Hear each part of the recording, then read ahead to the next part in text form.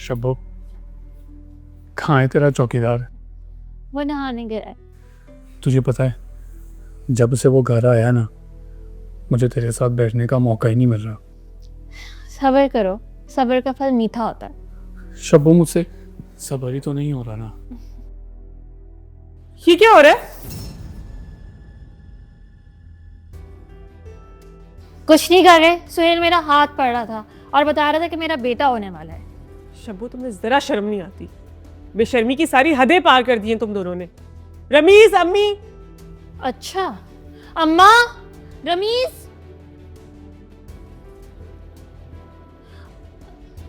अम्मा देखिए ना, सबीन भाभी मुझ पर गलत गलत इल्जाम लगा रही हैं। कह रही हैं कि सुहेल और मैं कोई इल्जाम नहीं लगा रही, मैं वही बता रही हूँ जो मैंने देखा है। जब मैं आई तो ये दोनों हाथों में हाथ लेके रोमांस कर रहे थे। सबीन, अपनी जबान पर काबू रखो। सही कह रही है सबीन, बिल्कुल सही कह रही है। मैंने खुद इन्हें कई दफा कमरे में अकेले बैठे हुए देखा है। अम्मा अब बस बहुत हो गया। अब हम इस घर में एक मिनट नहीं रुकेंगे जहां हमारी कोई इज्जत ही नहीं हो। रुक जाओ शबनम, तुम कहीं नहीं जाओगी। सबीन, माफी मांगो शबनम से। मुझे इनकी माफी वाफी नहीं चाहिए। अब मैं इस घर में एक मिनट नहीं रुकूंगी।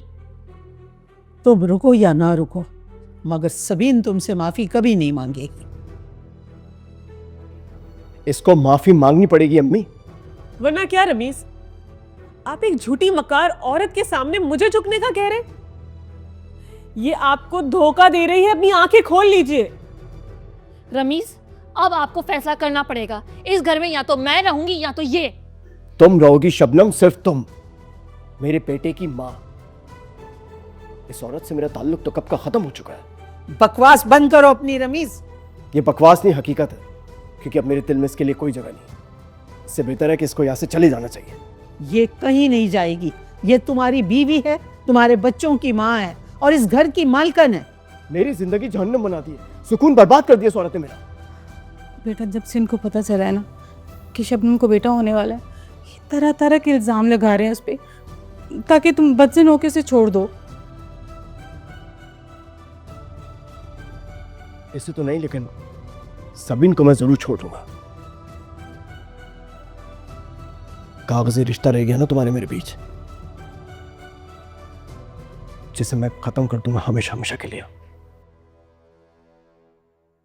सबीन, मैं तुम्हें तलाक देता हूं, तलाक देता हूं,